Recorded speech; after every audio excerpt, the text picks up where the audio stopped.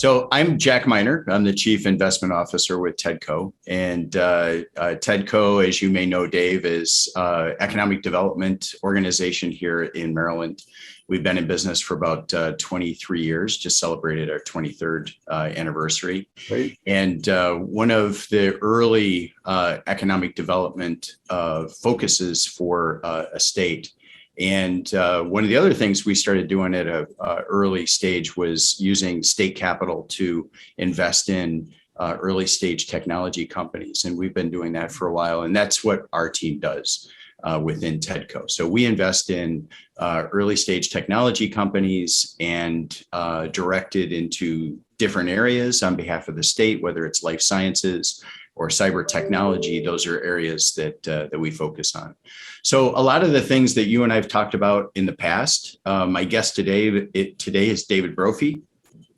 Do I say formally with the University of Michigan, or is that? Well, I the habit is so ingrained. I keep going over there, and they haven't kicked me out yet. So, and I'm running these two conferences and that's right, helping the professors who ostensibly are taking over my courses. Yeah, so I want to get into all that stuff as we talk. Okay. But David Brophy, professor at the University of Michigan for a few years, and really a leader in a couple areas. In fact, we found some interesting things here in Maryland about the Michigan Growth Capital Symposium and some special permission for from a securities side, which was a real trailblazer. I don't know if you knew that or not, but no, and we got a no action letter from the SEC when we started, and that's right. Everybody is standing on that when they put on these kinds of programs. We are kept a lot of people out of jail. Well, we are one more organization that has followed that lead. Good. So, and then the private equity conference, which also a lot of attendees and a lot of great networking there as well. And not to mention the classes that you taught, bringing in engineers from across campus and law students from across campus and business students, obviously, from across campus, and really interesting. And again, I think trailblazing in that. So I do miss our Tuesday morning coffees or Thursday morning coffees, whatever that was, where we would get together and try to solve all the world's problems in 45 minutes in a grande cappuccino but it's great to have you. I really appreciate it and look forward to a conversation with you today. Well, thanks, Jack. And I think Maryland's fortunate to have you, and we miss you here, and we wish you the best, not necessarily on football Saturdays, but certainly every other day of the week. Yeah, well, thank you very much. So, I think where I'd like to start off is, maybe either retrospectively or kind of sitting back and looking at the classes that you've had over the years and how maybe the diversity changed in those classes and that population of those classes, especially in venture capital, private equity, and any comments you've got relative to diversity, equality and inclusion, and where we're going and a lot of the work that we're doing relative to that. But what changes have you seen in the student population in your classes? Well, let me start off where I started off. When I came here, I came here out of my prior job, which was with the Huntington Bank, actually in Columbus, where I did my PhD. And one of the reasons I think they hired me was my banking experience. And so I ran the banking school here for a number of years until they decided they didn't want to have a banking school anymore. And in that period of time, I started a company with a guy named Seth Bonder, who was a professor of engineering here, and Bob Farrell, who worked with him. And Seth and I had shared an apartment in our PhD tenure at Ohio State. So we were pretty good pals. And as a result of that, I was asked, how'd you do that? How'd you start that company? And the university asked me to address the following question, which might be a question that, is apt in Maryland.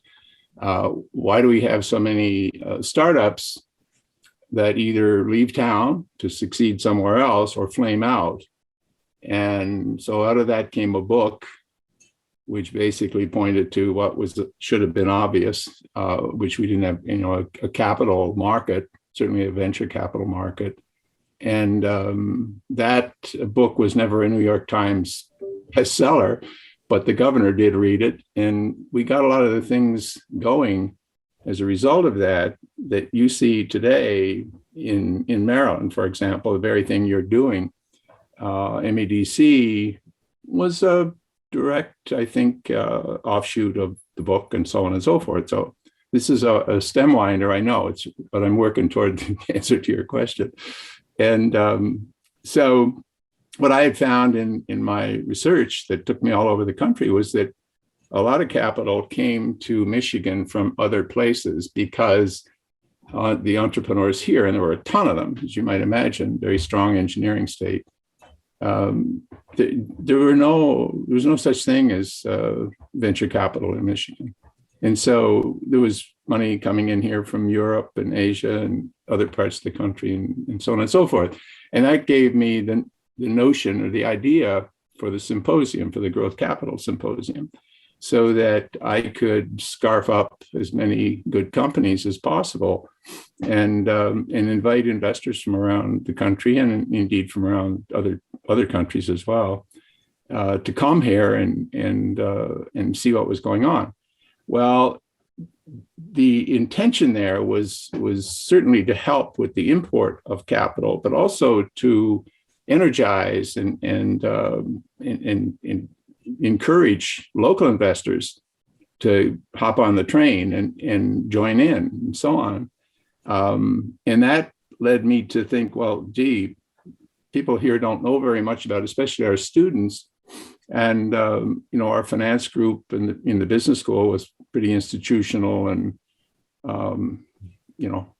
sort of old fashioned finance. Yeah. By the way, what was the amount of venture capital when it first started? I remember in the private equity conference, somebody mentioned that original venture capital total for the U.S. I did the first survey for the National Venture Capital Association in 1977, and I got $90 million. And I wouldn't claim that was the total in the country, but they put the horsewhip to their members to participate in this survey. Wow. And that was the number that we had. So it was pretty small, Yeah. Yeah. And very strange, very arcane. Nobody knew, how to do it, what to do, and so on and so forth. So, and that sort of ties to your question. Some professors from around the country began to push the introduction of entrepreneurship into their curriculum. And I was invited to join them, and they were all marketing and management kind of professors. I was the only finance geek, I guess you'd call it, in the group. And we scheduled one of our meetings down in Baylor, and the idea was we each took a topic, and the topic I was assigned was why it's impossible to teach venture capital. So by the time I got about 30 pages written, I realized that you could teach venture capital, and went to the dean, and he said, start a course. And I did start a course, and everybody said, well, yeah, who will take that dumb course, whatever, the more colorful adjectives. But I had 85 students, and sort of never looked back. Yeah. And it coincided with the demise of the banking school and the launch of that particular piece of the curriculum. And so out of that have come 5 different courses over the years, all started by me and all taught by me. And now the issue in the school is who in the world is going to teach them, and so on. So anyway, in that cadre, very few women, and initially very few people from other countries. And one of the things, of course, with the with the racial unrest in Detroit at the time, I started another course, which the term at the time that was fashionable and accepted by all was Black capitalism. And we've long since done away with that, but nonetheless started that class and had 150 people in it. And the whole idea was to focus on minority economics and minority company formation and so on, you know. And so the mix in my venture classes began to change a little bit, and we've always had a representation by women. It's increased, but still it's probably only 15%, something like that. The international involvement has increased. I started a course called Global Private Equity that was well attended. And, you know, it sort of presaged the extension of the American private equity market to globalization. And now it's all over the world. Everybody's doing it. And we're no longer the unique doer of that particular activity, you know? Yeah. So I think that it will continue to grow. We see more and more women founders. We have a project now on characteristics of founders, and we're going to learn a lot more. We are learning a lot more about who the founders are, where they come from, what their backgrounds are, and all that sort of stuff. And then what's the success rate? You know, how are they doing, and stuff like that. So ultimately, there's an answer to your question in there, I guess, somewhere, but it gave an opportunity to sort of lay the background. Yeah, I appreciate the backdrop to all of that, and you know, I mean, the fact that women are increasingly participating and the classes are becoming more and more diverse is great. And I think that, you know, one of the challenges we have, whether it is talent for our startups or talent for within the investment firms that we work with, is that diversity. You know, trying to find that pool of individuals who are interested in that, and it does seem like it comes all the way back to, you know, driving force, whether it's in high school or college, to get into that. Well, I've now just the last few weeks participated as an investor in a new fund in Detroit called Assembly Ventures, and of the three general partners, one is a woman. And so it's at the stage now where it's no big deal. Yeah. You know, and the women that are coming forward, first of all, let's be clear that women are, at least in the schools that I see, engineering and business and so on, there are tons of opportunities for them, and they're taking those opportunities. The other thing to consider is that, you know, it's like when I did one undergrad class routinely, and their first job, you know, given that they're interested in this kind of finance, is in investment banking.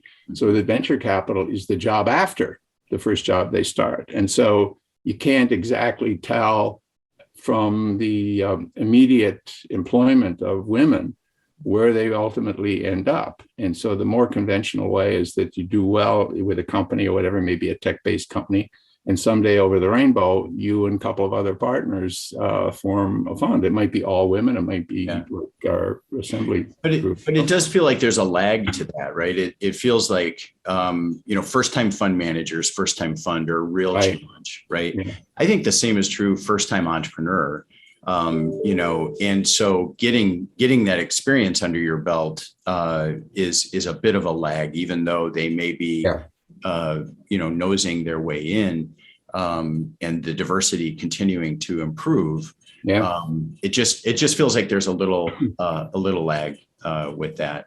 Well, there was no lag from my daughter Anne, who you know. I mean, that's right. She was recruited right out of Michigan. The guy came over from Chicago and took her to lunch and offered her a job and so on and so forth. And then she's now vice president of a private equity fund in Philadelphia, LLR Partners. So, you know, it's just continuing to do that, right? So it's yeah. And so we purposefully, intentionally are driving towards that end. And I think most universities do the same thing in terms of ensuring that there's a way to diversify their student population. Yeah. But I appreciate, your perspective on that, especially at the budding venture capitalists. And when we get done, I do want to ask you about the number of, I can ask you now, how many students are in venture capital and private equity today that have gone through your classes? Do you have a running total of that? Well, I've had 14,000 students. I know them all by name, of course, as you might imagine, but I was delighted that you remembered all of your children's names the other day. That was good. Yeah, well, I got a local coach here that helps me with that, but I don't know. I think there's probably, 4,000, something like that. That's huge. That's a huge percentage of people that, and I run into them, when I'm walking or working with a new firm, and they've got Ross on their resume. Certainly they worked with you or were educated by you. Yeah. I tried to get educated by you. It just didn't. Do they like their grade? I mean, do they like their grade? And they went to rankmyprofessor.com and gave you 5 stars. So they were delighted with that. Well, that's been good. And it's carrying on, and the people that are now taking over the courses are very, very good. And they're just incredibly enthused about the whole thing and really digging in. You've set a great precedence, and you've set a great platform, I think, on which to build. I know that it's looked at by other organizations. A lot of what you've done is looked at by other organizations, whether it's the classes that you've taught, the classes that you've created, the curriculum you've created, the Michigan Growth Capital Symposium, private equity, venture capital. I mean, it's all looked at and replicated as much as people can. Well, thank you very much. But, don't tell me, tell the dean, okay? Yeah, well, we'll send a link to the podcast afterwards.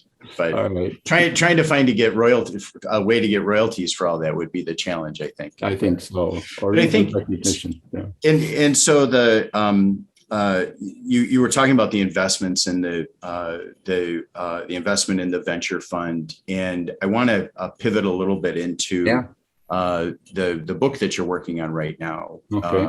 And if I recall correctly, it was Democratization of Venture Capital. And I think that, when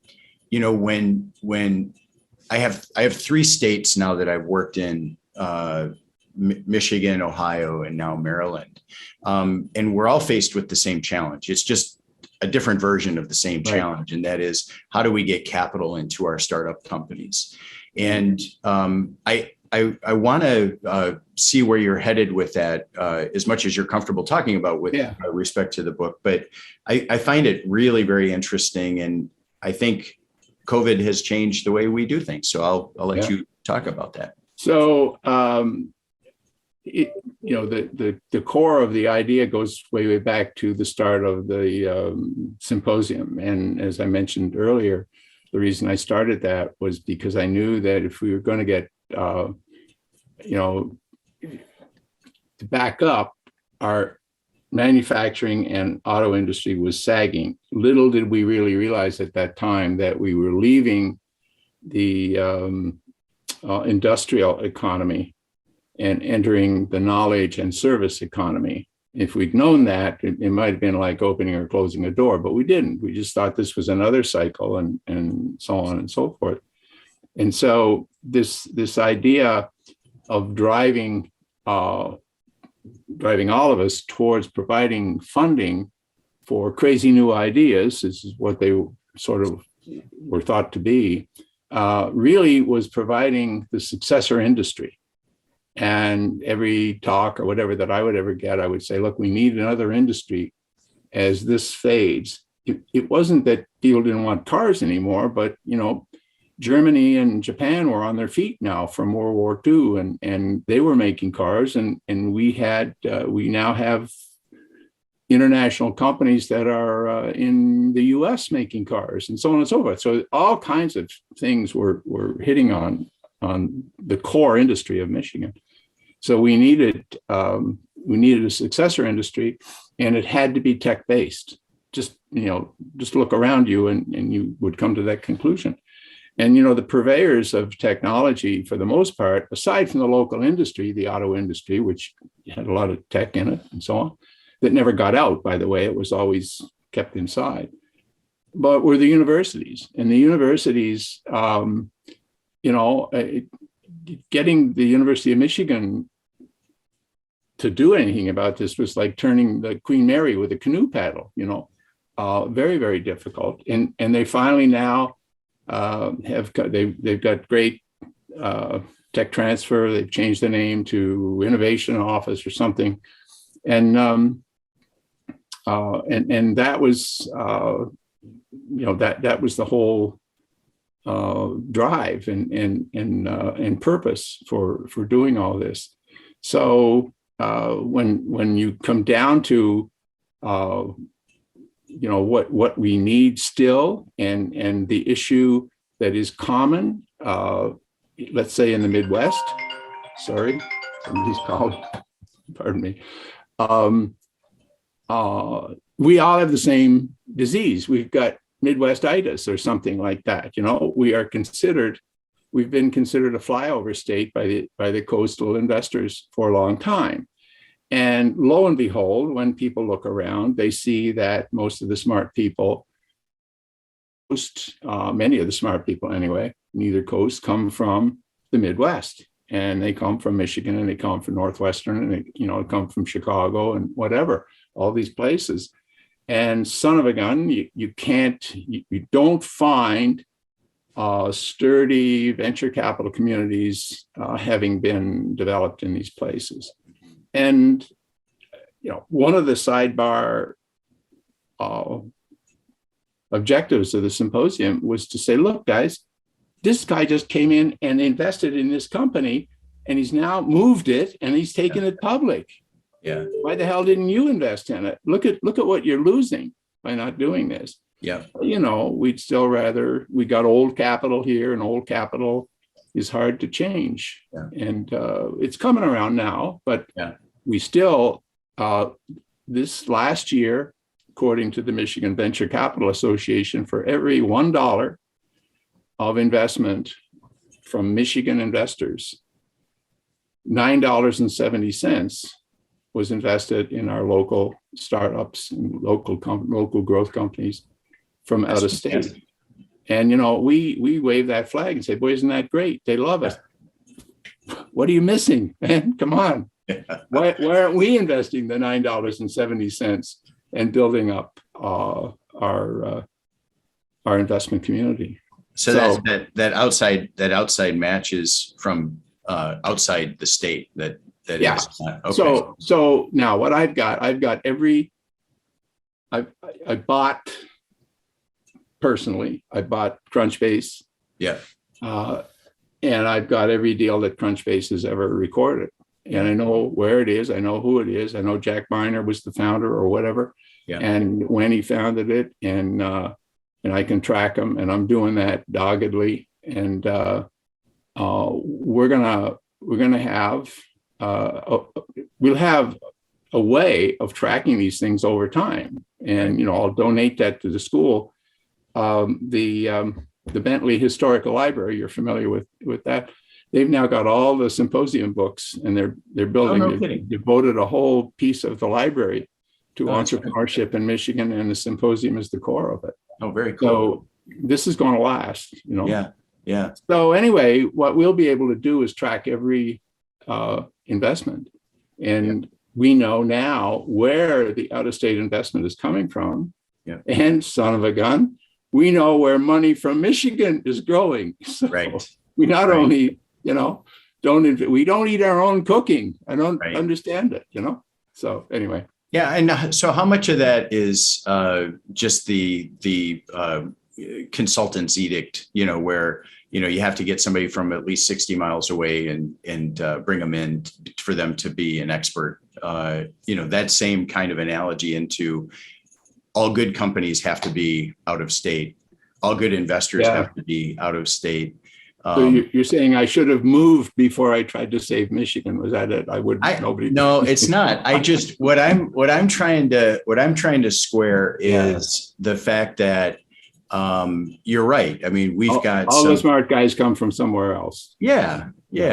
Better said. I think that's it. And but at the same time, and I think the real complexity for me is that it's a relationship business. Yeah. And, all business is relationship business, but especially investment capital, because you've got to feel comfortable. So here's the good news and the I wonder why the news. Yeah. When I wrote the book, that I remember sitting there writing the conclusion, and I thought I can come down on one of two ways. I can come down and urge the private sector to get involved and do something that is their responsibility, or I can turn it over to the government. And my bones rejected the idea of turning it over to the government, but I realized that every corporate person that I ever talked to said, "That's crazy. What do we need? This is all going to come back. Don't bother me with that stuff." Yeah. And the only people who reacted positively to it was Governor Milliken and Jim Blanchard and so on, the successor governor, and so on the side of the government, and I think it had an impact on developing, the way that it goes. So where am I going with this? Probably the most prolific investor in Michigan is the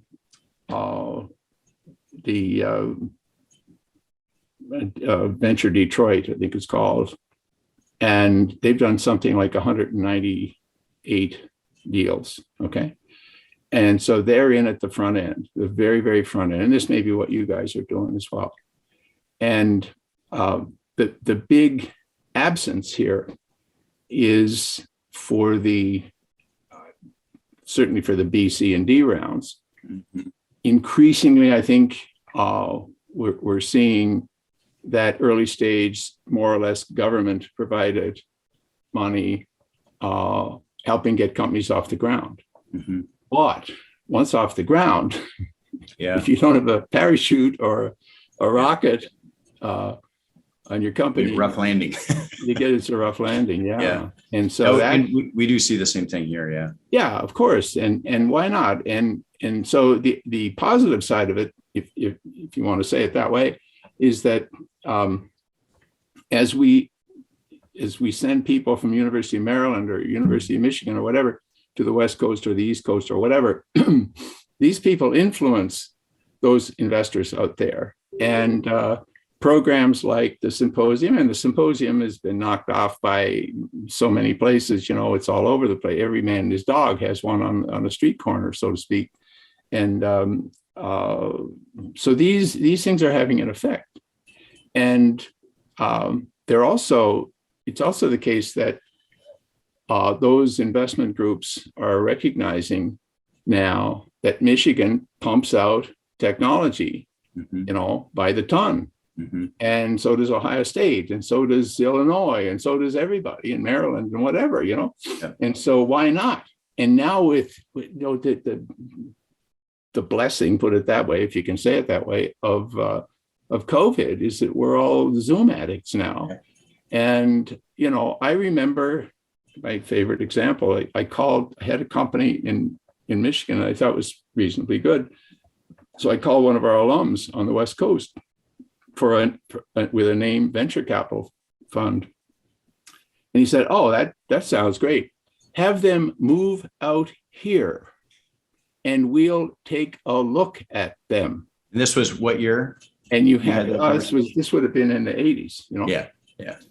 But just underline each one of those words and see what you had to do, Today, what that guy would say is, "Okay, well, stay on the line here. What was his?" And he'd bring him up. "Oh, I got his website. Bump. Okay, you think he'd do a Zoom with me? Yeah, I think so. And boom, before 5 o'clock came that afternoon, they'd be linked, in one way or another. So the big question I have about that, and what I probably wrestle with more than anything else is, should a politician be territorial when it comes to things like that? Because they have an opportunity to attract capital from elsewhere, or should they be agnostic to things like that because they know that capital might attract somebody out of state, but that makes you a more business friendly state when you operate that way. So I think I don't know if it's that black and white, but it feels like no. The blackest of the black and white is a law that says that your money can only be invested in Maryland. Yeah. Okay. Yeah. Because right off the bat, that historically anyway has been a negative for an out-of-state investor, because they know bloody well you'll get in the way, and there'll be some kind of rules or whatever, especially if it begins to look good. And so anyway, what jurisdiction do I want to live under? That kind of thing. Yeah. And so I think the way it's working now is very well. We don't get a lot of hip hip hoorays around here for anything that looks like it's succeeding, right. But to make really good contact with the West Coasters or the East Coasters or whoever brings money in, and California and New York are the two biggest providers of this money, and so pretty soon we got wake up on both sides, and there's good contact, and so. Before the local investors invest in the money, they talk to the West Coasters and say, "What do you think of this? You got an interest in this?" "Yeah, you do." "Okay, that's a signal, and that's the way I'm going to direct my money." So we can't lock the door and our own belly button and do our own deals and keep everybody out. Yeah. So God bless that, but. By the same token, the likelihood that the company's going to move is still there. Now, it might be that it's logical. It's almost a sign of success if they move, right? I mean, they're going to get closer to a resource, maybe. But here's the thing. The West Coast, look at San Francisco. A lot of people don't like to live in San Francisco anymore, right? Because too many people want to live in San Francisco or whatever. Yeah. And so they're wising up to the fact that house prices are lower in Ann Arbor and Columbia, whatever, and cost of doing business is lower, and maybe talent. It'd be better if the talent stayed there and worked for XYZ company, whatever. So those things are happening, and I don't know that democratization is the right term or whatever. But the point is, does everybody have a crack at it? Right. And is venture capital a mobile type of financing? And it is. I mean, I wrote a paper 100 years ago because I'm a Canadian and on cross-border whatever. And son of a gun, I can now republish the paper, because it's happening. Yeah. And so do you think it's a good thing, Yeah. So it sounds like you're saying that this mobilization of capital is probably a good thing for underserved communities, underserved technologies, underserved entrepreneurs, other stakeholders, because you don't have to get on a plane and go someplace. You can get on Zoom and if it's a great idea, it'll get invested. And that one is, people can throw a spear at me and say, no, there are deficiencies in that model, that we need to press the flesh. Easy, but I'm not stupid, but the ability to connect in that afternoon when we made the phone call, by Zoom or whatever, and send stuff and send your deck and all this sort of stuff. and have local people. My cousin is working at whatever, Google or something, ask him, whatever, these sorts of things. It's the way the business has always been done, and now are benefiting from electronics, from what are your thoughts on regional technology plays? So looking at strengths in a region like a blue tech or solar tech or something like that is more of a regional play. Does that come into the thinking at all with that mobilization? Well, for example, so and you were sort of getting at this earlier, and the two distinctive approaches I think that we have to deal with are theme-based investment and location-based investment, And if you take mobility, which is the core of this Assembly Ventures thing like that, mobility is all over the world.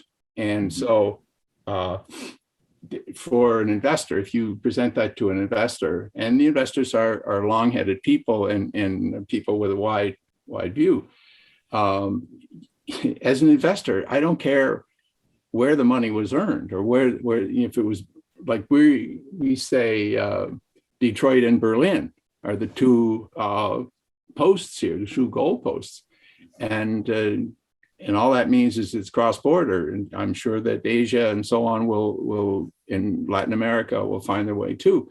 So I think you got to get accustomed to the idea that what you're trying to do, let's say Maryland or Michigan, whatever, we're putting students through. They're tinkering and doing projects with technology. Who in the world knows where the technology is going to be applied? Mm-hmm. And anymore, I talk to people around literally the world, and they still believe in Detroit. I mean, they're eager to work with the University of Michigan and all. So there's nothing holding us back. Nothing except our own lack of imagination in one sense, and get off your duff and do it, on the other hand. And the same would go for Maryland. I think the long-headed view, the idea that, if we got a big success out in California and it came from our lab in Maryland, that's something to brag about. And particularly, then the question is, why in the hell didn't you invest in it? Right. Because that money would come back, and there's the seed for your next investment. That's how you build it, Well, and you've got a great example in Ann Arbor, and every state and most cities have a great example of exactly that, where a company was successful. Duo Security in Ann Arbor was highly successful.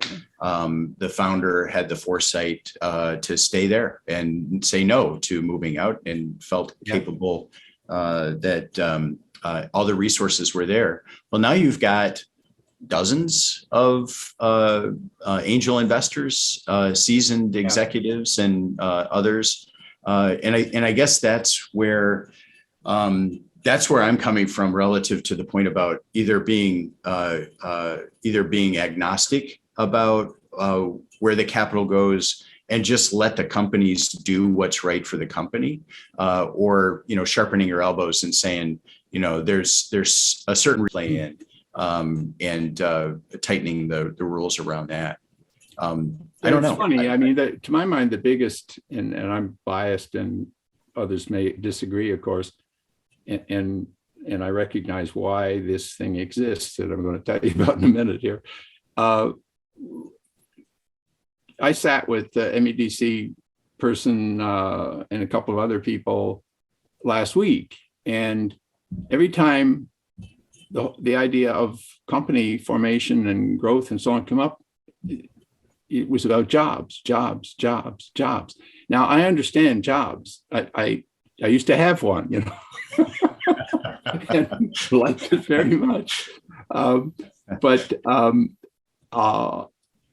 But you can't, because in the extreme, let's dig another coal mine. Okay. Yeah. I'll give you jobs.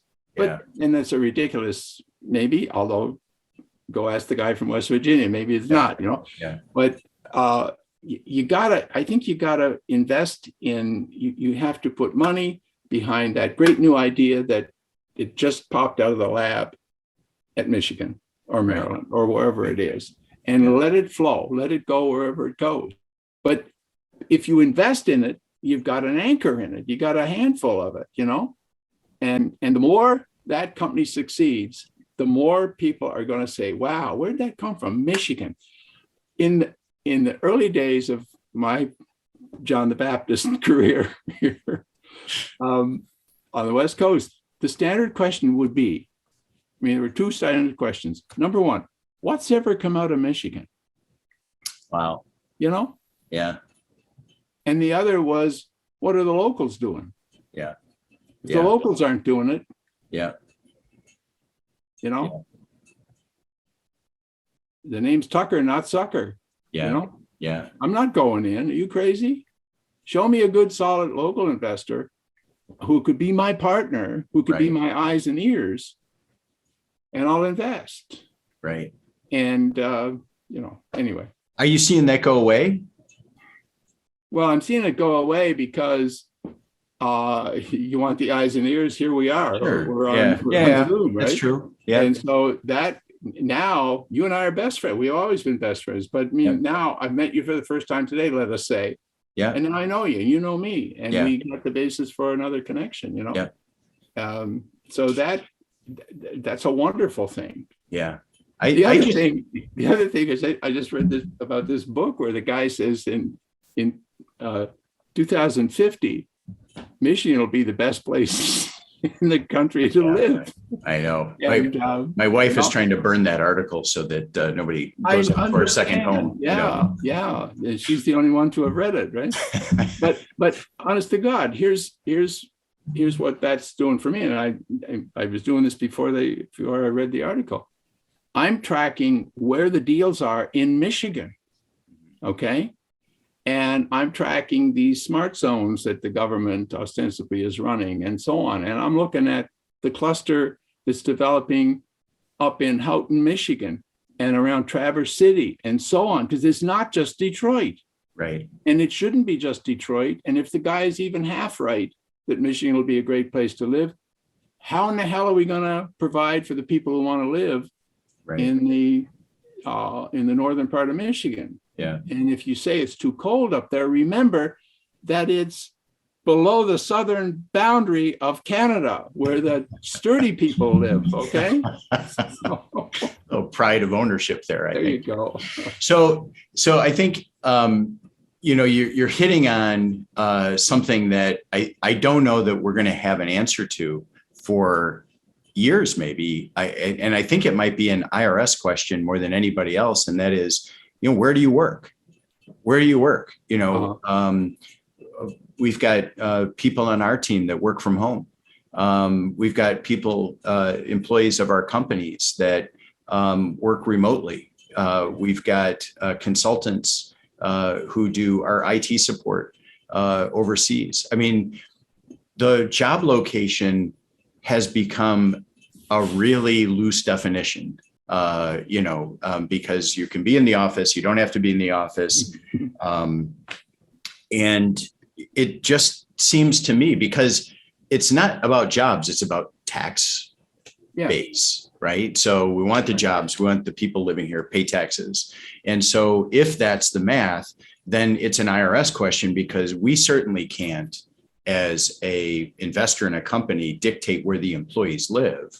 Right. We can have charter that says that that's the case, but over time, as they continue to mature and get bigger, and they've got 10,000 employees, they're not all going to live in the same state in either case. Yeah. So I think the IRS needs to reconcile are they paid at the corporate headquarters? I don't know. Unless they change. I mean, look, if you played for the Maryland doesn't have a hockey team, do they? NHL hockey team? No. Okay. Okay. Well, not necessary. Put it that way. If you played for the Detroit Red Wings, okay,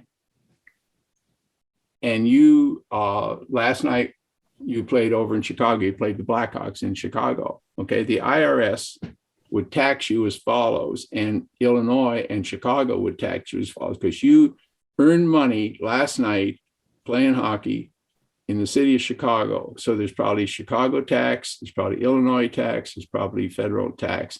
And you got to get your accountant, and he's got to file the tax for that game. Yeah. And you then went to St. Louis and the same thing. And then you went to Tampa and the same thing, and so on. And you came home to Detroit, and Detroit. I mean, that's the way it's done now. Yeah. So then in that analogy, then really the focus is on, is it a winning team or not? And coming back to your point, invest in the company and let everything else sort itself out. Oh, yeah. And all of those. So I was supporting you. I know it was a shock, but I was agreeing with you. Well, it was the first time for everything. Look at Michigan. They beat Ohio. My God, who thought that would ever happen? It was a good year. It was a good year. But the point is, all of those, like that tax is personal. So you handle that. Right. So right. Well, look, I could talk to you for a long time as you start to try on this code of retirement. What would you say to all of us who've had the pleasure of working with you and being taught by you over the years? Oh my goodness! First of all, thank you very much. It's been an honor, and as everybody would probably want to say, I've enjoyed it very much. I never thought two things. I never thought I'd be a school teacher, but every time I graduated and was on my way to get a job, somebody asked me to teach. And that happened every single time I graduated. And then I wondered, and I liked it. And then I began to look up our family tree, and enjoyed the heck out of it. And I've been able to do, what I wanted to do. And there've been lots of opportunities. And I think I've had a little bit of an impact on the university and on the community, because I love Michigan. Yeah. Absolutely love Michigan. And would just, makes me sad to see the difficulties that we've had, and I think I know the way out, and I just try to convince as many people that I'm right. So, well, we all appreciate your leadership on this. Not to put you on the spot, but do you know the dates for the private equity conference? The January 12th. Okay. And I'll provide you with all the stuff. We've got our stuff written up for the private equity conference. We're just starting on the symposium. So great. Well, look, David, thank you very much. You're quite welcome, Ted. I do miss, as serendipity would have it, it's a Tuesday morning we're having this conversation. There you go. I thought of that too. Yeah, I didn't. Maybe an old habit. That's right. All right. Difficult. Anyway, well, thank you. I hope to see you soon. Same here. All right. Take care of yourself. Your wife, may she enjoy Traverse City. Yeah. All right. Thank you. Okay.